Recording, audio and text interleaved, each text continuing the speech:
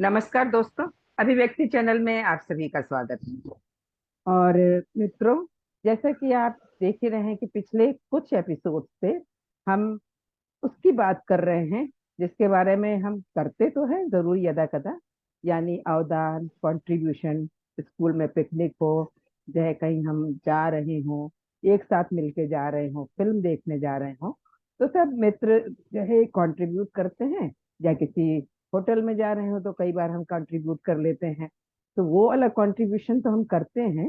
लेकिन यहाँ पे जो हम बात कर रहे थे कंट्रीब्यूशन की, वो अवदान कुछ अलग था। जो हमारे विद्वान मेहमान ने बताया, जो पिछले कई एपिसोड से हमारे साथ जुड़े हुए हैं। आ, हमारे तो चिरपरिचित हैं ही हैं। अब अपनी मुस्कान से हमारे बहुत सारे दर्शकों को भी उन्होंने मित्र बना लिया है। ये आपके संदेश हमें बताते हैं। तो चलिए आइए स्वागत करें काशी से जुड़े हमारे विद्वान बहुतत्ववेत्ता डॉक्टर गौतम चटर्जी का। डॉक्टर गौतम चटर्जी, आपका स्वागत है इस अंक में। आनंद आनंद।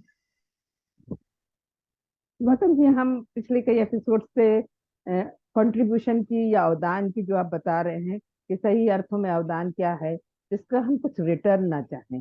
जो रिटर्न ना चाहें वो बात अलग होती है।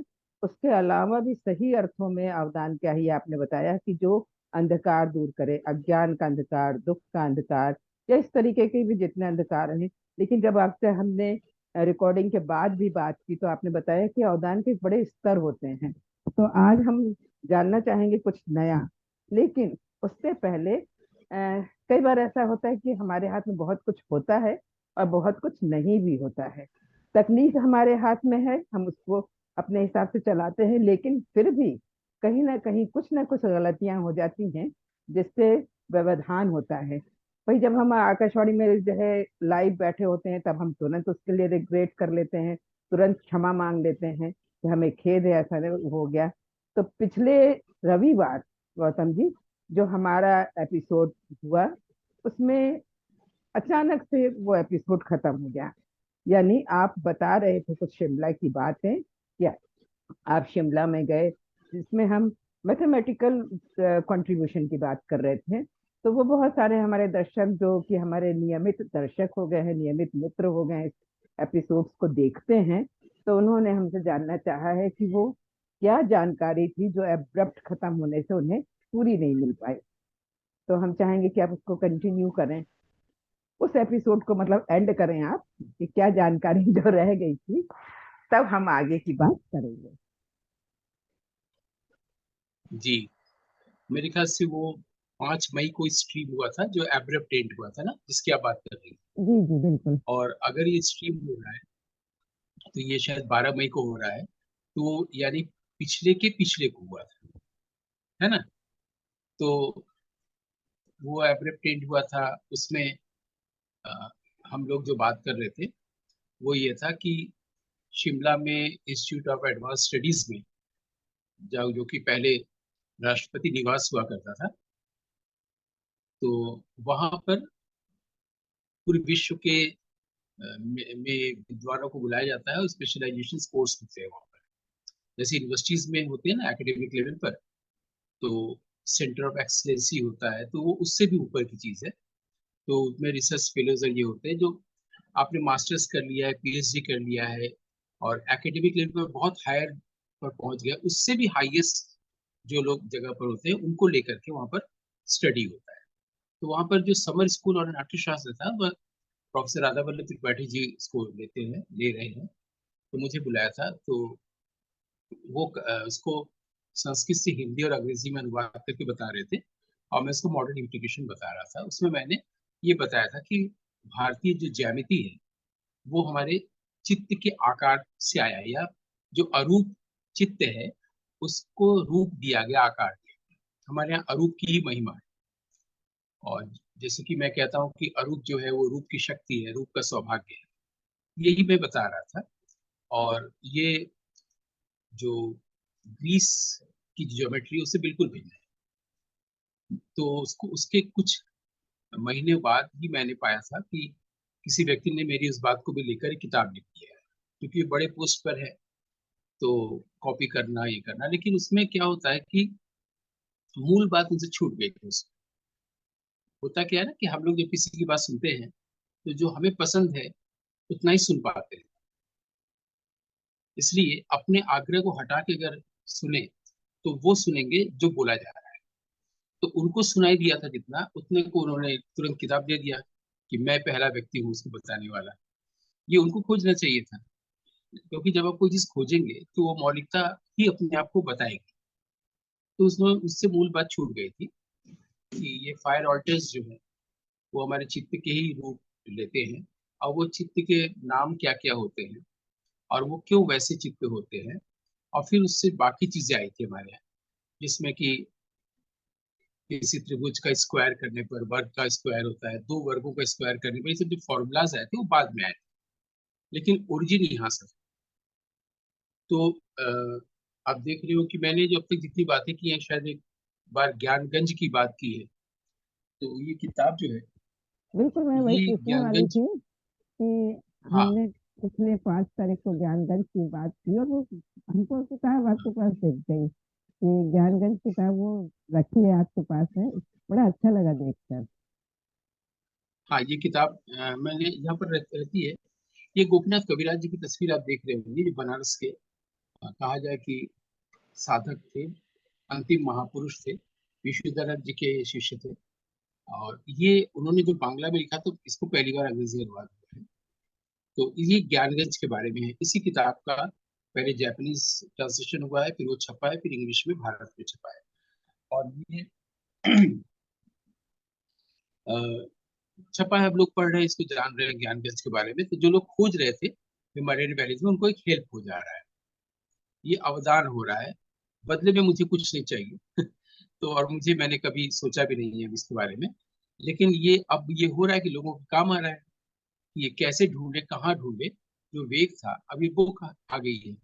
ऐसे ही हमने जो चित्त वगैरह की बात की थी, ये अ, हमने एक्टिंग मेथड्स डिराइव किया था नाट्य शास्त्र से। भारत में नाट्य शास्त्र को लोग जानते हैं, पढ़ते हैं, लेकिन जो ड्रामा स्कूल है वहां भी, और जो एमेच्योर ग्रुप से भारतवर्ष में कहीं भी नाट्य शास्त्र से लेकर के एक्टिंग मेथड कभी डेवलप ही नहीं हुआ। तो ये मैंने नाट्य शास्त्र के से एक्टिंग मेथड डिराइव किए 36, उसको एक बार नेशनल स्कूल ऑफ ड्रामा की जो पत्रिका रंग प्रसंग, उसका अभिनय विशेषांक भी कर रहा था, उसको एडिट कर रहे थे वागीश सिंह जी। उन्होंने मुझसे कहा कि आप मोटी किताब लिखते रहिएगा, फिलहाल एक स्लिम बुक हमारे विद्यार्थियों के लिए तैयार कर दीजिए, और कम से कम 6 एक्टिंग मेथड्स के बारे में एक लेख लिख दीजिए। तो मैंने दिया था, बाद में वो छपा काफी मोटी किताब के रूप में, 50 रुपए का था। और उसमें जितने भी विश्व के सारे लोगों ने जो एक्टिंग मेथड्स के ऊपर कहा है, चाहे वो चार्ली चैपलिन हो, चाहे नसीरुद्दीन शाह हो, सब एक जगह पर है। और शुरू में ही पहला लेख ही मेरा है। और वो फिर इतना लोगों ने पसंद किया कि वो फिर कई संस्करण छपे। अब उसका दाम शायद 500 या ऐसा कुछ हो गया है। अभिनय विशेषांक रंग प्रसंग एनएसजी का, उसमें पहली बार इंट्रोड्यूस किया गया। इसको भी लोग अब बोलने लगे हैं कि हमारे एक्टिंग मेथड्स, हमारे सारे ड्रामा के जिस तो नाट्यशास्त्र से है, लेकिन ये करके दिखाने की जरूरत है। जैसे कि मैंने नाट्यशास्त्र के अनुसार ही आज तक नाट्यलेख मैंने लिखा है, और अब तक उसी के अनुसार प्ले किया है। और वो संस्कृत में नहीं किया है, हिंदी और अंग्रेजी में किया है। इवन ये भी बताने की कोशिश की है कि विश्व में जितने भी नाटक हैं उसको नाट्यशास्त्र के अनुसार किया जा सकता है, क्योंकि नाट्यशास्त्र आपको मेथड बता रहा है। नाटक कोई भी हो, उस नाटक को कैसे करें, तो शेक्सपियर का भी कर सकते हैं, चेखव का भी कर सकते हैं, जो हमने किया। तो उस वो एक्टिंग मेथड्स के लिए ये किताब अभिनय शास्त्र में किया था। और तीसरी भी मैंने, चूंकि मैं घर पे हूँ तो आपको बताने के लिए, अभी जिस किताब पर पूरे विश्व भर में डायलॉग्स है, व्हाइट शैडो ऑफ कॉन्शियसनेस, तो ये वो उसकी कॉपी मुझे मिल गई। अरे तो वाह! इसमें ये अच्छा, ये वही बुक है जो अभी आप विदेश की 18 देशों के टूर पे गए थे, जिसको ये माना हाँ गया हाँ, कि एशिया का विजडम इसमें है, ये बिल्कुल माना बिल्कुल। गया। तो विजन ऑफ इंडिया इसी के लिए कहा गया। और आप ये देख रही होंगी कि ये मैंने, इसमें मैंने दिया है, ऊपर देखिए ये आयताकार है, नीचे वर्गाकार जी है जी। ना। ये शमशान चित्त है, ठीक है। इसमें लिखा भी होगा, ये जो रेक्टेंगुलर है ये शमशान चित्त है, ये द्रोण चित्त है। और जो ट्रायंगुलर होता है वो प्राग चित्त होता है, वो भी कहीं होगा। ये सब ये किताबें मेरी आ गई हैं। ये दोनों किताबें जो ये 2012 की 2012 की दोनों किताबें हैं। और ये भी 2013 या 14 की है, ये करीब एक दशक पहले की बात है।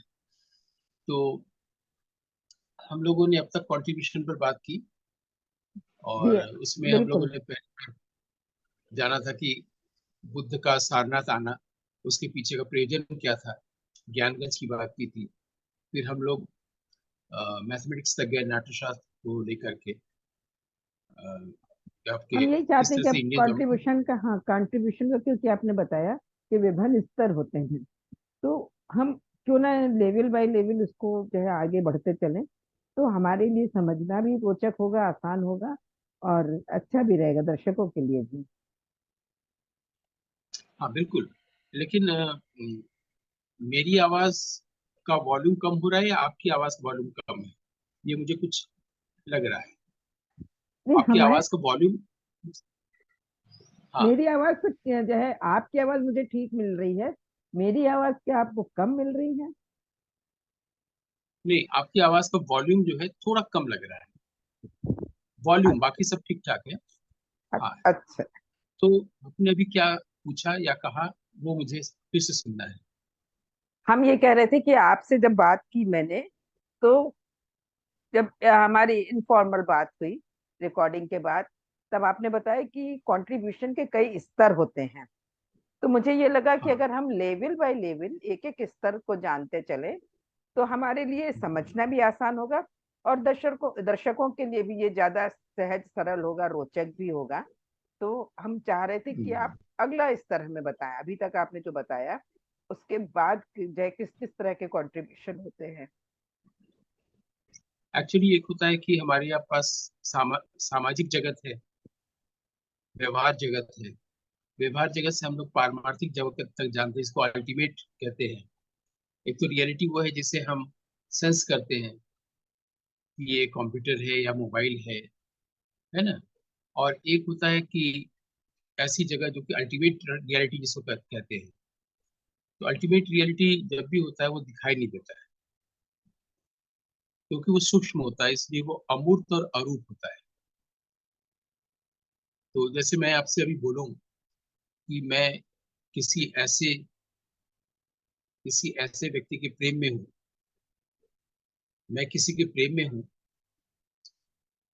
जिसे मैंने कभी देखा नहीं, तो इस वाक्य को सुनना ही बड़ा कठिन हो जाएगा ना। हाँ, सुनना भी कठिन हो कि जाएगा, समझना भी कठिन होगा, मतलब ये तो एक पहेली हो जाएगी हमारे लिए। हाँ, कि I am in love with someone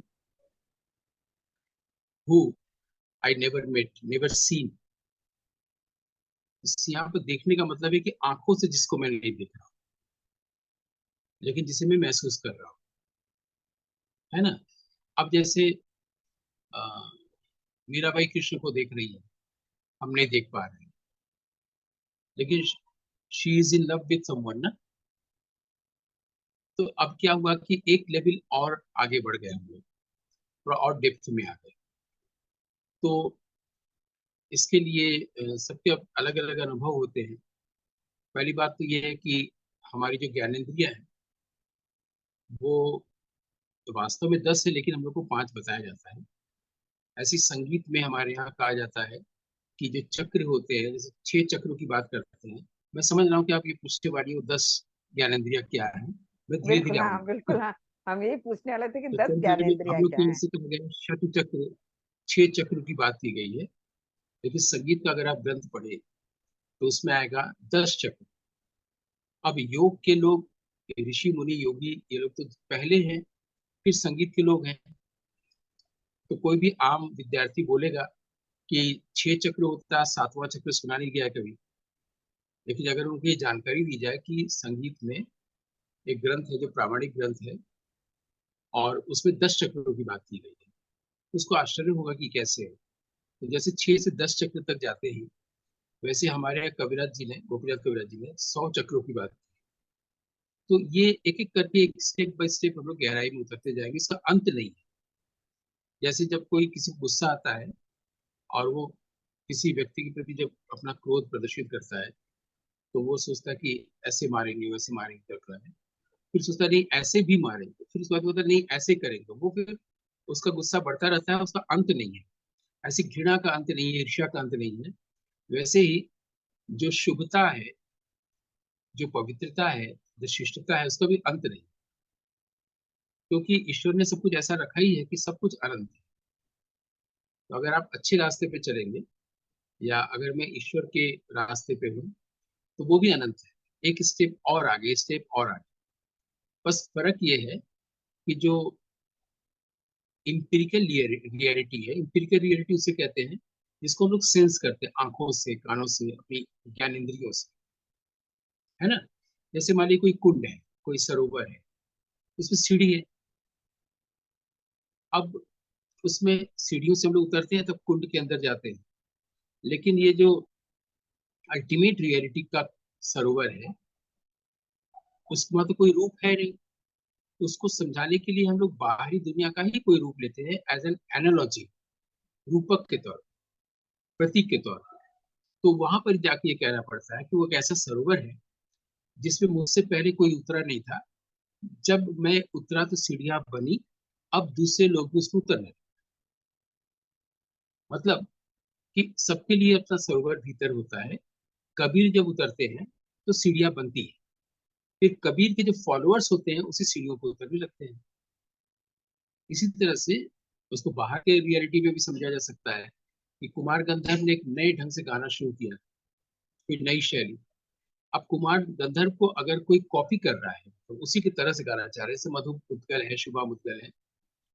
तो ये कुमार गंधर्व जब सरोवर में उतरे तो पहली बार सीढ़ी बनी, क्योंकि वो शैली उससे पहले थी नहीं ग्वालियर गायकी में। फिर अब दूसरे लोग भी उसी तरह से गाने लगे तो उसी सीढ़ियों से उतरने लगे जो बनी बनाई। तो ये बाहर की दुनिया और भीतर की दुनिया, जिस तरह से भीतर की दुनिया जैसे जैसे उद्घाटित होने लगती है, बाहर की दुनिया वैसे वैसे वो फेड होने लगती है। तो बाहर की दुनिया जो है रूप है, भीतर की दुनिया अरूप है। तो बाहर की दुनिया के लिए हमें जो आंख दी गई है वो देखने के लिए, भीतर की दुनिया के लिए बाहर की आंख ये नहीं ले पाती है, इसलिए हम उसको अरूप कह रहे हैं। क्योंकि जो बाहर वाली आंखें हैं, इससे जितनी भी चीजें दूर होती चली जाएंगी वो ओझल होती जाएगी ना। हम किसी ट्रेन को देख रहे हैं, दूर चलती चलेगी, हम देख रहे हैं, फिर अंत में एक निश्चित दूरी के बाद वो ओझल हो जाए। वैसे ही अगर हम किसी चीज की सूक्ष्मता में जाए तो धीरे धीरे वो नहीं दिखेगी। तो वो दूर तो नहीं है, वो इतना पास है कि वो सूक्ष्म है, और इसलिए हमें नहीं दिखता। इसलिए उसको हम अमूर्त बोलते हैं, अरूप बोलते हैं, या ईश्वर बोलते हैं। अब इसको बाहरी दुनिया में से अगर समझानी है तो ये कर सकते हैं कि जैसे एक फूल है, फूल के ऊपर हम कैमरा रखें। अब ये कैमरा अगर धीरे धीरे ऊपर की ओर चढ़ता चला जाए तो फूल के अलावा फूल के पौधे और दूसरे फूल भी दिखेंगे। फिर वो पूरा बाग दिखेगा, फिर वो पूरा मोहल्ला दिखेगा। ऊपर होते चले जा रहे हैं। फिर वो शहर दिखेगा, फिर प्रदेश दिखेगा, फिर देश दिखेगा, फिर महाद्वीप दिखेगा। फूल न जाने कहाँ चला गया जब ऊपर उठते ही चले गए। तो फूल एकदम सूक्ष्म हो गया ना, कैमरे की आंख से ओझल हो गया और न जाने कहाँ चला गया। लेकिन फूल तो अपनी जगह पर है ही। अब फिर से कैमरा अगर वापस आने लगे, ये बाहरी दुनिया में हुआ दिख नहीं रहा है, फिर वो बाहर आने लगे कैमरा, आके फूल के पास बिल्कुल एक्सट्रीम क्लोजअप पे चला गया, उसमें उसके अंदर चला गया। तो उसके जो पंखुड़ियां हैं, फूल है, फूल के जो परागकण है उसके भी भीतर अंदर होता चला गया। फिर उसके बाद भी कुछ पता नहीं चल रहा है कहाँ गया। तो जैसे बाहर जाने पर भी कुछ पता नहीं चलता कितनी दूर तक जा सकते हैं, भीतर भी जाने पर पता नहीं चल सकता कितनी दूर तक जा सकते हैं।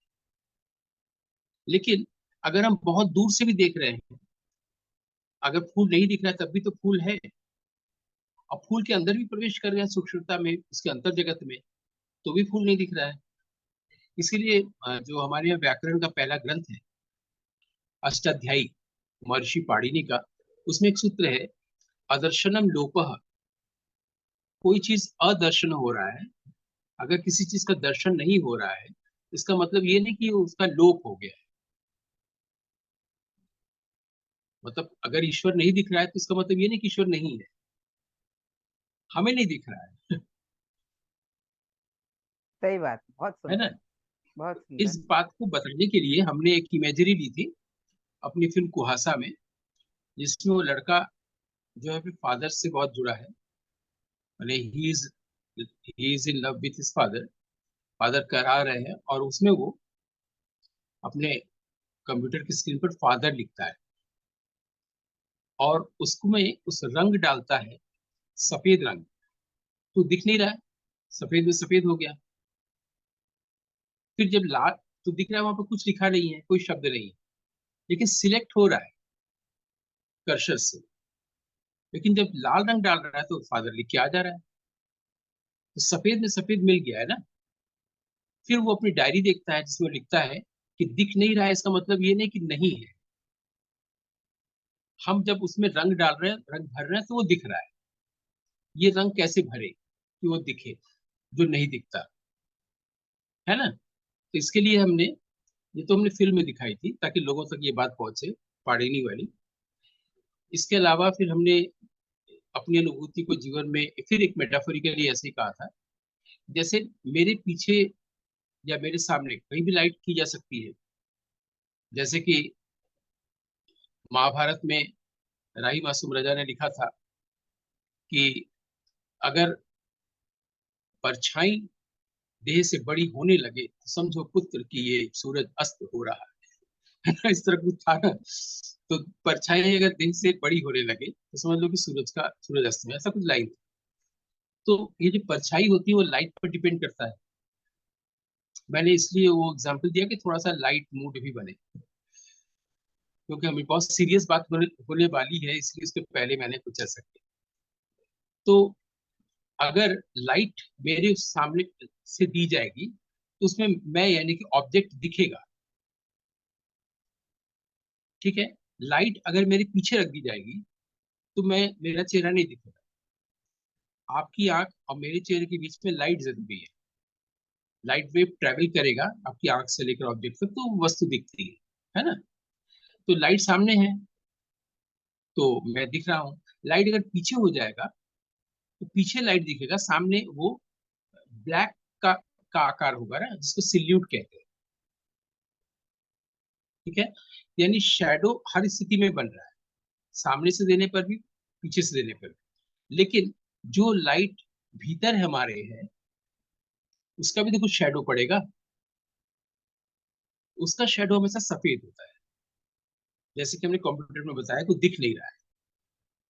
तो भीतर जो अगर हमारे यहाँ कॉन्शियसनेस है, प्योर कॉन्शियसनेस या ईश्वर, उसका शैडो हमेशा व्हाइट होगा। तो व्हाइट शैडो ऑफ कॉन्शियसनेस हुआ ना। तो वो जो शैडो है वो ब्लैक भी नहीं हो रहा है और येलो भी नहीं हो रहा है, व्हाइट हो रहा है, क्योंकि वो कॉन्शियसनेस का शैडो है। इसलिए किताब का नाम है व्हाइट शैडो ऑफ कॉन्शियसनेस, ठीक है। अब ये मेटाफोरिकली मैंने कहा, जिसके अंदर भी मैंने बताया, उसमें 5 चैप्टर्स है। शुरू के 4 चैप्टर्स में क्या है कि कॉन्शियसनेस शब्द को लेकर के पूरी पृथ्वी में अब तक क्या सोचा गया है, शुरू से आखिर तक। तो सबसे पहले ग्रीस में ही सोचा गया था, जिसमें कि पानी में भी देवता को देखना, आग में भी देखना, वहां भी था। कॉन्शियसनेस शब्द टर्म कॉइन किया गया था, से लेकर के 4 चैप्टर में अभी तक का है। डेविड चाल्मर्स की किताब है इन सर्च ऑफ कॉन्शियसनेस, वहां तक है। 5वें में मैंने अपनी बात कही, अपनी अनुभूति, कि जैसे अगर हम लोग के आंगन में कोई सफेद रंग की साड़ी सूख रही है और हवा चल रही है, उस तरह से हम लोग कल्पना करें कि पूरे आकाश में एक तार है जिसमें एक सफेद रंग की बहुत बड़ी साड़ी सूख रही है, पूरे आकाश में, पूरी विश्व ब्रह्मांड के आकाश में। और उस सफेद साड़ी के पर्दे की तरफ एक संघनित पानी है, यानी कि बर्फ है बहुत बड़ा सा, और उसके इस तरफ छोटे छोटे उसी के टुकड़े हैं, उसी बर्फ के टुकड़े। तो असल चीज तो पर्दे के इस पार है, उसका रूप पर्दे के इस पार। तो वो इधर से इधर आ जाएगा, जब रूप छोड़ेगा, देह को छोड़ेगा, तो फिर वहीं से आ जाएगा जहां से उसने शुरू किया था। तो ये white short shadow of consciousness ये हुआ। मुझे लगता है कि मैं अपनी बात स्पष्ट कर सका हूँ। कि जो हमारे भीतर जो प्रकाश है उसका रिफ्लेक्शन, उसका शैडो कैसे होगा, तो वो व्हाइट शैडो, उस चीज को मैंने नाम दिया व्हाइट शैडो ऑफ कॉन्शियसनेस। कि वो जो सफेद रंग का चादर है जो विश्व ब्रह्मांड में सूख रहा है, उसके एक तरफ अल्टीमेट रियलिटी है, एक तरफ वो रियलिटी है जिसको हम लोग अपने इंद्रियों से, आंख से देखते हैं। तो ये बात ही बतानी थी। तो ये बात, यही किताब आई थी 2012 में, जिसको विजडम ऑफ इंडिया माना गया था, जिसको अब विजन ऑफ इंडिया माना गया, और उस पर बातचीत हुई पूरे विश्व में। तो ये जो कंट्रीब्यूशन हुआ, कंट्रीब्यूशन का एक लेवल ये भी हुआ कि हम अंतर जगत की बात कर रहे हैं, और उसको कम्युनिकेट करने के लिए बाहरी जगत के मेटाफर्स लेंगे। तो अब तो धीरे धीरे और अगले तलों पर चलेंगे, अगर आप अलाउ करेंगे अगले अंकों में, तो मुझे लगता है इस अंक के लिए इतना ही पर्याप्त है। बिल्कुल बिल्कुल। पर ये जब आप बता रहे थे तो मैं यही सोच रही थी कि जो आप सारी कॉन्शियसनेस वाली बात बता रहे हैं, शेडोज की बात बता रहे हैं, और जो इतने विस्तार से आपने बताया, इंद्रियों की बात आपने बताई। हाँ, पर एक बात जरूर मैं जानना चाहूंगी कि वो आपने कहा 5 इंद्रियों के बारे में हमको बताया जाता है, 10 इंद्रियां कौन सी होती है ये बता दीजिए, फिर हम इसको हाँ, कंक्लूड करेंगे। जब हम चक्रों की बात करेंगे तभी समझ में आएगा। जब हम लोग षट चक्रों की जगह पर 10 चक्रों की बात करेंगे, कि कैसे मूलाधार से लेकर सहस्रार तक जाते हैं, तो उस यात्रा में हमारे पास, हमें पता चलता है कि हमारी ज्ञानेंद्रियां 5 नहीं, वो 10 है। उस वक्त हम बता देंगे, क्योंकि बिल्कुल डिटेल में बताना पड़ेगा। बिल्कुल। तो दर्शकों, हमारे साथ साथ आपको भी इंतजार करना पड़ेगा ये जानने के लिए कि हमारी 10 इंद्रियां कौन होती, क्या क्या होती हैं। और हम अपने विद्वान से ज्यादा वो नहीं कर सकते, मतलब प्रेशराइज नहीं कर सकते, क्योंकि वो अगर किसी चीज को सिलसिलेवार बता रहे हैं तो वो सबसे बेहतरीन तरीका है। और ये चीज आपने भी अनुभव की होगी। तो सचमुच आज आपने जो बताया, तो पहले तो मैं सुनती रही क्योंकि बातें बड़ी इंटरेस्टिंग थी। पर जब आपने बता के एंड किया तो मैं ये पूछने ही वाली थी कि ये कंट्रीब्यूशन किस तरीके से हुआ है। लेकिन आपने सहज रूप से उसको बताया कि ये इस तरीके का कंट्रीब्यूशन हुआ है कि हमने बाहरी जगत के मेटाफर्स यूज किए कॉन्शियसनेस को बताने के लिए। सचमुच बेहतरीन है, आप बेस्ट हैं किसी भी विषय पर, ये कहना चाहिए। यूनिक, आउटस्टैंडिंग तो यही सारी बातें हमारे दर्शक भी आज इतना सुनने के बाद जरूर बोल रहे होंगे कि अ, ये चीजें सचमुच आउटस्टैंडिंग है, जो हमें कहीं पता नहीं चलती, कहीं हम पढ़ने भी नहीं जा सकते, क्योंकि हम अगर कुछ पढ़ना चाहें तो हमें कहीं ना कहीं इसके लिए गाइडेंस चाहिए कि क्या पढ़ें। अगर हम, हमारी आत्मा परमात्मा किसी भी विषय में कोई जिज्ञासा है, तो हम पढ़ें क्या जिससे हमें सारी चीजें पता चलें। और उसके लिए एक योग्य गुरु होना चाहिए, और वो आपसे बेहतर मुझे अभी तक कोई नहीं मिला। और यही बात हमारे दर्शक भी कह रहे हैं। तो अपनी तरफ से, अपने दर्शकों की ओर से, हम आपका सचमुच इस अंक के लिए हृदय से धन्यवाद करते हैं। जो आपने बताया डॉक्टर गौतम चटर्जी, आप अपना बहुमूल्य समय भी हमें दे रहे हैं, इसके लिए सचमुच हम आपके आभारी हैं। आनंद आनंद।